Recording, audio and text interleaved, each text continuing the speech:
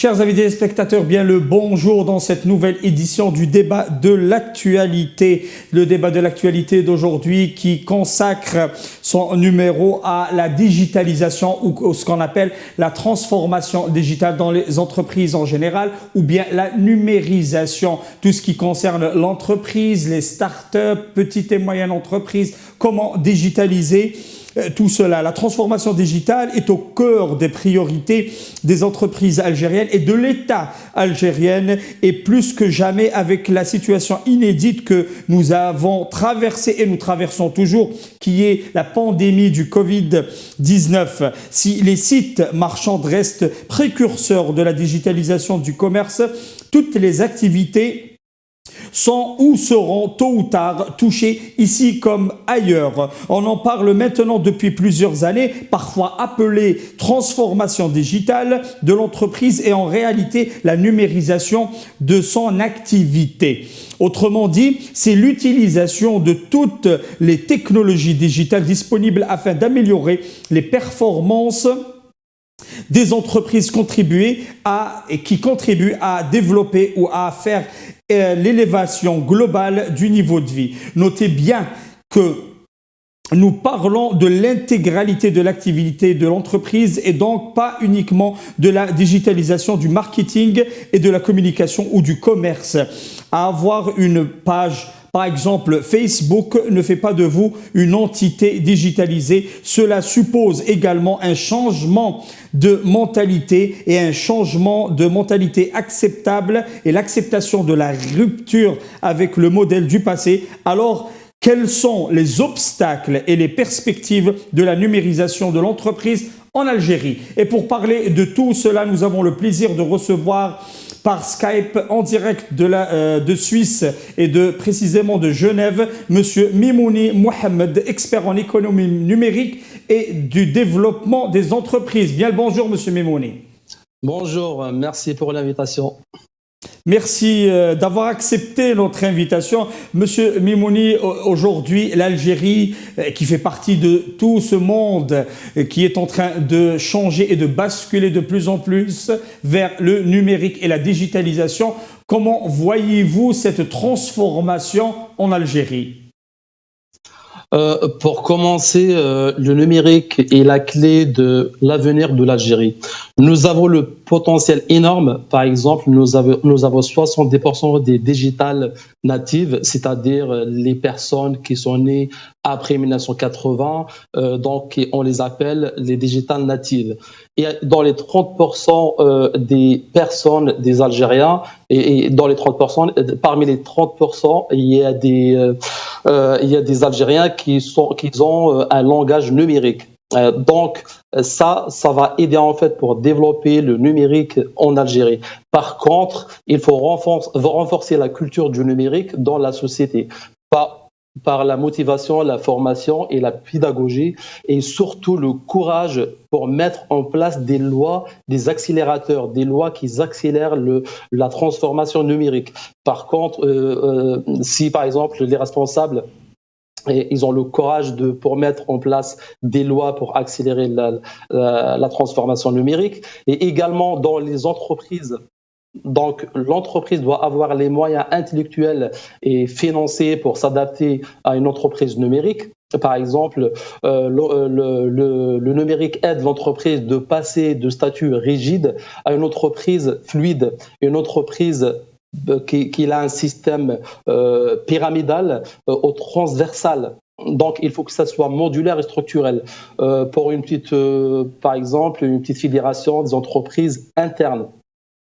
Elles peuvent se développer rapidement parce qu'en fait, l'économie numérique va aider les entreprises de passer, comme j'avais dit, en fait, de type pyramidal au transversal, et ça va aider l'entreprise de se développer rapidement et plus vite. Et en fait, elle va gagner du temps. Elle va gagner du temps. Elle va sauter des étapes, brûler des étapes pour se développer rapidement, en fait. Donc, ça, c'est moi, par exemple, j'ai fait des analyses des entreprises numériques en Algérie. La majorité des entreprises numériques travaillent sur la partie infrastructure, hébergeurs, réseau, etc. Donc, En fait, cette partie, elle demande des compétences techniques. Elle demande des compétences techniques. Et l'ingénieur algérien, il a cette compétence technique. Il a cette compétence technique. Par contre, il manque d'autres compétences techniques parce qu'en fait, cette étape, l'infrastructure, c'est la base, elle s'appelle la couche basse. Après, il y a la couche médium et la dernière couche, c'est la couche finale. Monsieur En fait, Mimouni, Monsieur oui. Mimouni, dans cette transformation digitale, l'expertise, et vous me corrigez, bien sûr, donc il y a 4 piliers pour cette transformation. L'un des premiers piliers, c'est le consommateur ou l'aspect humain qui doit être très mûr sur les pratiques digitales. Oui, comme j'avais dit, en fait, cette potentiel, on l'a en Algérie. Comme j'avais dit, 70% des Algériens, ils sont nés après 1980, donc ils ont ce langage digital. Et c'est juste, il faut les orienter, il faut juste, en fait, mettre en place une motivation, pédagogie et la formation dans la société. Comme ça, en fait, le consommateur, il sera prêt à 100%, en fait, pour utiliser tout ce qui est digital et numérique. Donc ça, c'est important aussi. Dans le deuxième point, Monsieur Mimouni, dans le deuxième point, l'un des autres piliers, c'est l'entreprise.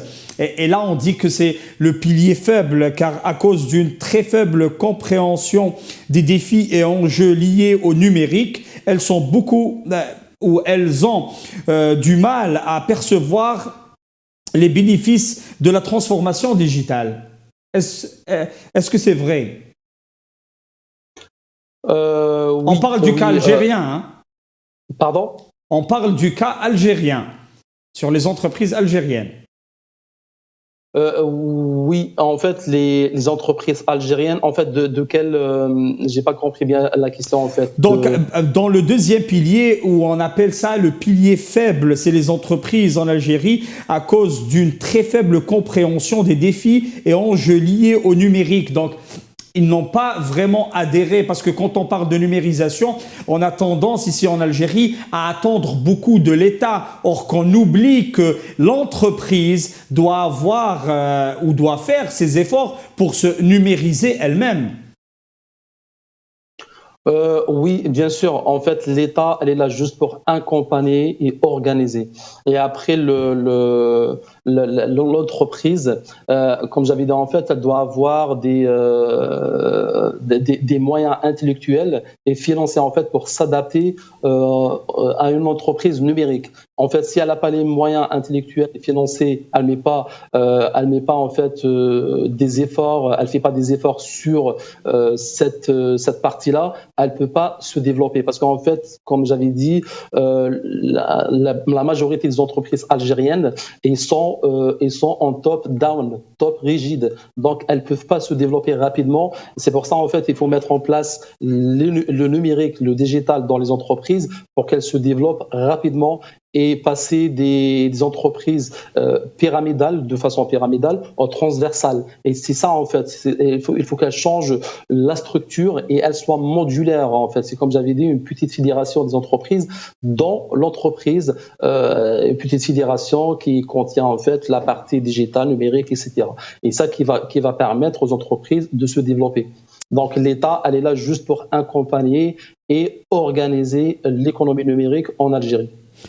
Très bien, donc les pouvoirs publics aussi doivent faire leurs efforts, c'est tout à fait normal. Donc on doit avoir une certaine considération à la transformation digitale. Il y a certaines bases où l'État doit créer un environnement propice pour cette numérisation. Oui, bien sûr.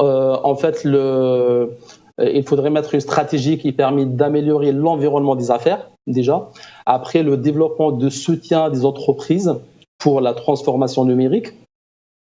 Et également faire la promotion externe et interne. Et la promotion interne, c'est faire une promotion pour la transformation numérique, etc., pour que ça soit accepté par les entreprises, soit public ou privé, ou accepté par la société, et faire la promotion externe pour vendre le service, les compétences, etc.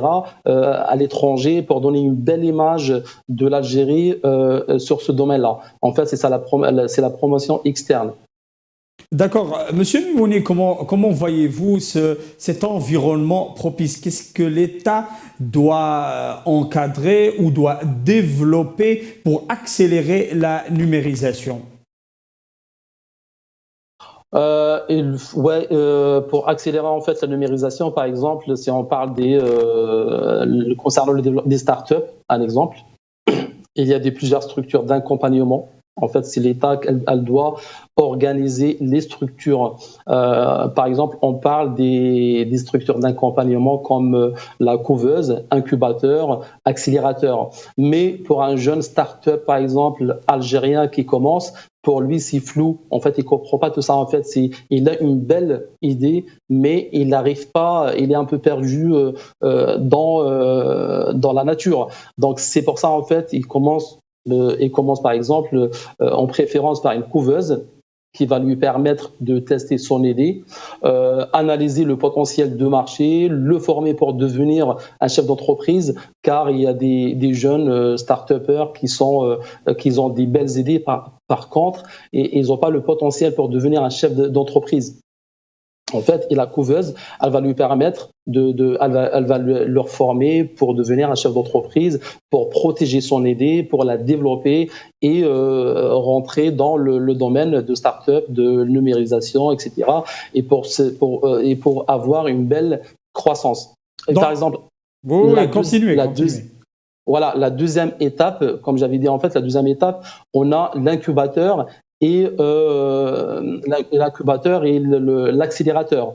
La différence entre l'incubateur et l'incubateur, par exemple, si un jeune, il a des idées concernant la santé, l'agriculture, la recherche, etc.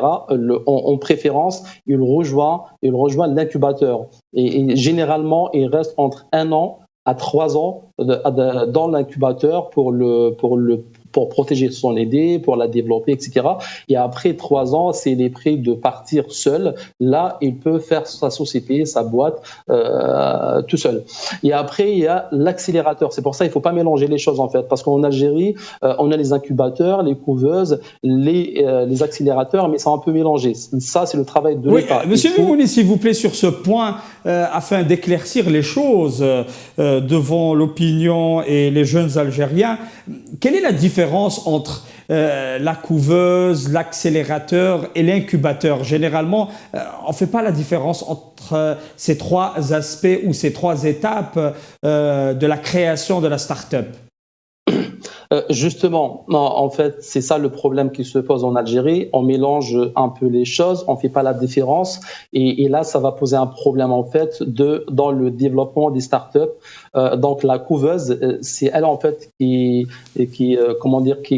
va permettre de protéger les idées en fait des start-upers et analyser le potentiel du marché et les former. Et après, dès qu'ils sont prêts en fait, là, il y a 2 étapes. La différence entre incubateur, la deuxième étape, c'est il y a l'incubateur et l'accélérateur. La différence entre l'incubateur et l'accélérateur, l'incubateur, et contient, on l'intègre, le start-upper en fait qui a des idées qui concernent, comme j'avais dit en fait, la recherche, la santé, l'agriculture. Il a le temps en fait pour développer son idée. Là, il va intégrer l'incubateur. Par contre, l'accélérateur, quand un start-upper il a une idée par exemple qui concerne le digital, là il doit intégrer l'accélérateur parce que tout ce qui concerne le digital, il est trop rapide. Il faut trouver des fonds rapidement. Il faut mettre une exécution son idée rapidement. C'est pour ça qu'il faut intégrer l'accélérateur qui va accompagner les start-uppers pour trouver des fonds rapidement, pour les apprendre de pitcher, pour les accompagner rapidement. Et dès qu'ils sont prêts, en fait, et la durée d'intégration dans les accélérateurs, ça dure entre quelques semaines et quelques mois. Et il ne faut pas dépasser 1 an ou 2 ans. C'est juste en fait, il aide pour accélérer, pour démarrer. Et c'est ça en fait. Et dès qu'il démarre, là, il peut commencer tout seul, il peut développer son start-up tout seul. Donc, c'est un cycle continu afin de développer cette start-up et qu'elle puisse devenir une entreprise. Nous allons continuer sur l'écosystème des start-up, mais avant cela, Monsieur Mimouni, nous marquons une petite pause publicitaire et nous revenons vers vous.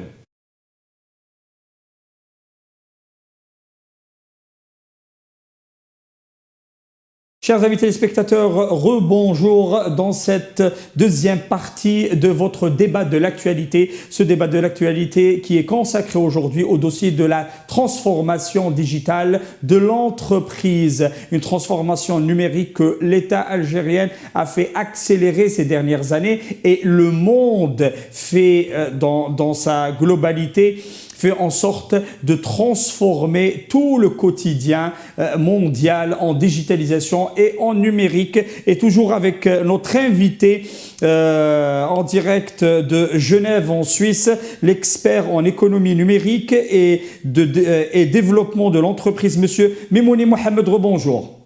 Rebonjour. Donc, Monsieur Mimouni, nous parlions de l'environnement ou ce qu'on appelle l'écosystème qui doit être installé afin de faire développer les startups. Les startups qui sont les entreprises du monde numérique, les entreprises du monde de la technologie, du digital. Donc, en Algérie, l'État a déjà commencé à faire des grands pas en avant en créant un ministère délégué spécialement pour cela, un fonds d'investissement afin de financer les startups. Donc, on parlait de cycle. Est-ce que ce cycle est complet en Algérie? En fait, c'est bien, il est bien installé, il commence, mais il n'est pas encore complet en fait. Pour le compléter, par exemple, il faut d'abord, il faut distinguer en général. En fait, en général, on a 4 stades de développement des startups. On a l'incubation, l'amorçage, le démarrage et la croissance. Et les startups connaissent souvent des difficultés en fait de trésorerie entre les phases de démarrage et la croissance. C'est pour cela en fait que la majorité des startups meurent ou elles s'arrêtent entre ces deux stades, le démarrage et la croissance. Où il est le problème ici? Classique, par exemple, avant, il y avait le financement classique. Le financement classique, c'est à travers la banque. Et là, on ne peut pas mettre un financement à travers la banque parce que le système bancaire, en fait, en général, il se base sur l'historique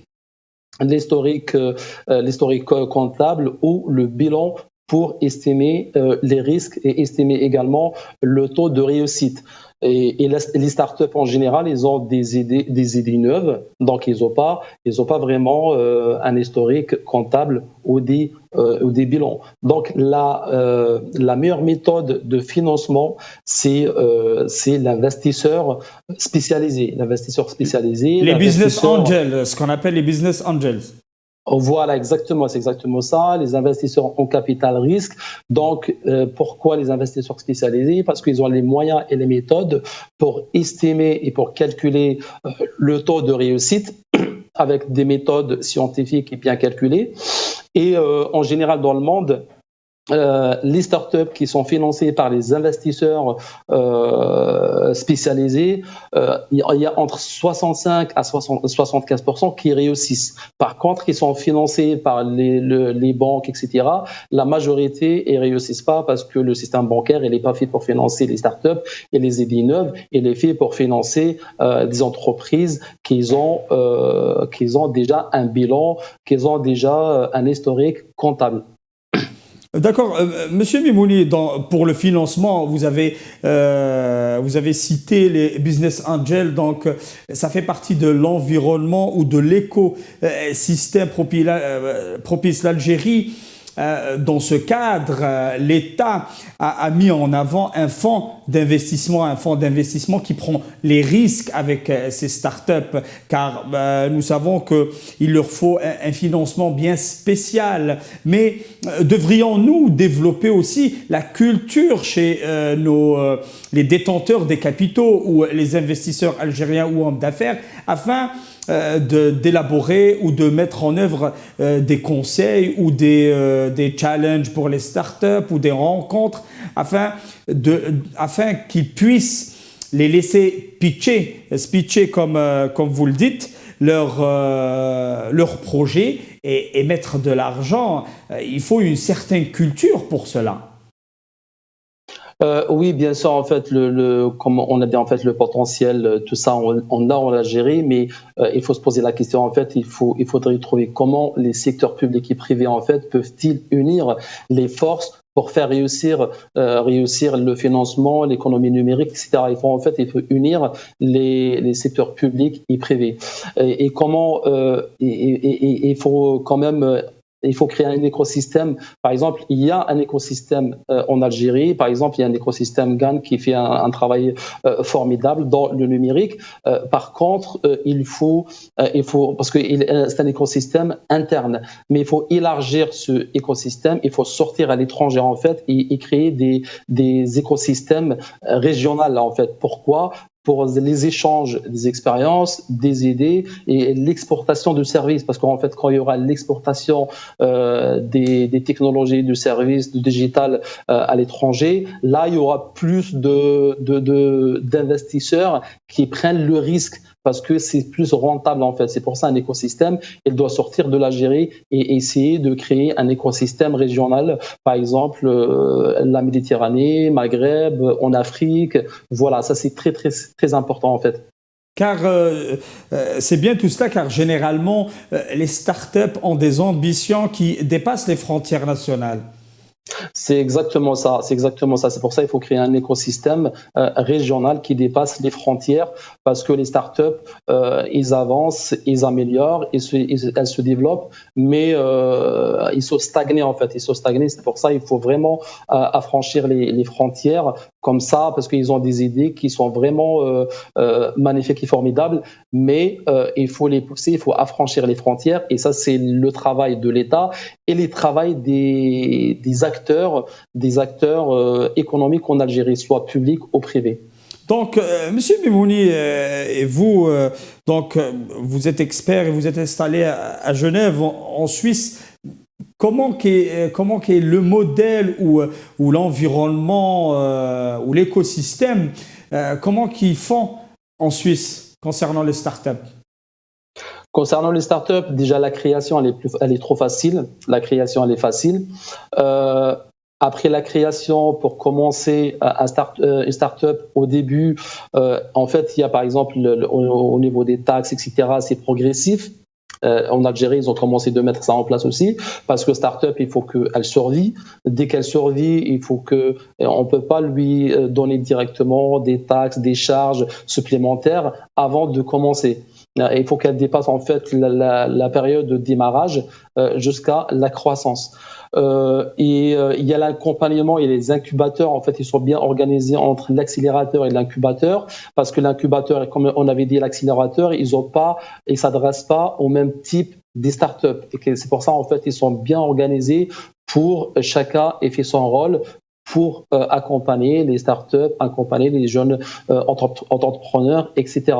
Donc, ils sont même accompagnés hors de la frontière, pour se développer ailleurs, pour les échanges, etc. Donc il y a une facilité aussi au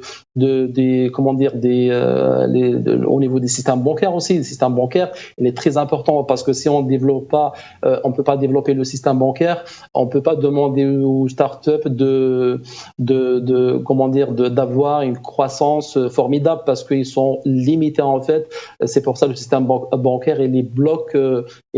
C'est pour ça le système bancaire en Suisse, il est très très développé. Donc forcément, il aide les startups, les jeunes entrepreneurs de se développer et partir dans une croissance formidable. Très bien, Monsieur Mimouni, dans le développement de ce genre d'entreprise ou des startups, ne faudrait-il pas avoir une stratégie nationale? On doit savoir ce qu'on veut, où on veut y aller, où on veut investir, ou bien faudrait-il laisser la liberté à l'innovation générale? Par exemple, je cite, dans certains pays où les pays touristiques, ils ont tendance à encourager le développement on va dire des entreprises ou des startups ou des applications qui aident au tourisme et vice-versa vers les autres spécialités comme un pays pétrolier ou un pays industriel. Donc, faudrait-il pas savoir ou mettre une stratégie nationale afin de pousser dans un certain sens? Oui, en fait, par exemple, en Algérie, on a 3 ministères qui sont concernés directement. Par exemple, le ministère du numérique, elle est là pour mettre un environnement adapté aux entreprises, soit numériques, digitales ou etc. Il y a les ministères des startups, elle est là pour accompagner les startups, pour les former, pour les accompagner. Et après, le ministère de télécom, elle est plus technique, elle a les compétences techniques. Donc, il faut faire, il faut que ces 3 ministères ils travaillent ensemble. Numérique, le ministère du numérique, elle met l'environnement et l'ambiance qui permet aux entreprises numériques de se développer. Et comme j'avais dit, en fait, le ministère Startup a fait l'accompagnement avec l'organisation d'incubateurs, accélérateurs et coveuses, etc. Et le ministère Télécom, elle a les compétences techniques, elle est là pour la réalisation, pour accompagner les entreprises, soit publiques ou privées, s'ils le souhaitent, au niveau technique, en fait, au niveau technique. Et ça, c'est une stratégie, je pense qu'il faut mettre en place. Je pense ils l'ont commencé, mais s'ils mettent cette stratégie en place, je pense que ça va, il y aura un bon environnement pour les entreprises numériques digitales, pour les startups, pour se développer, etc. Monsieur Mimouni, donc l'Algérie n'est pas en avant de cette transformation, mais depuis 2019, l'État ou le gouvernement algérien a fait des startups ou de la transformation numérique et digitale sans faire de lance. Comment voyez-vous la lancée algérienne dans ce domaine? La lancée algérienne, au début, il y avait quelques problèmes parce qu'ils étaient un peu perdus entre, comme on avait dit, l'organisation générale. Maintenant, ils ont trouvé le chemin. Il y a des manques, forcément, il y a des manques soit dans la société, soit dans les entreprises publiques et privées.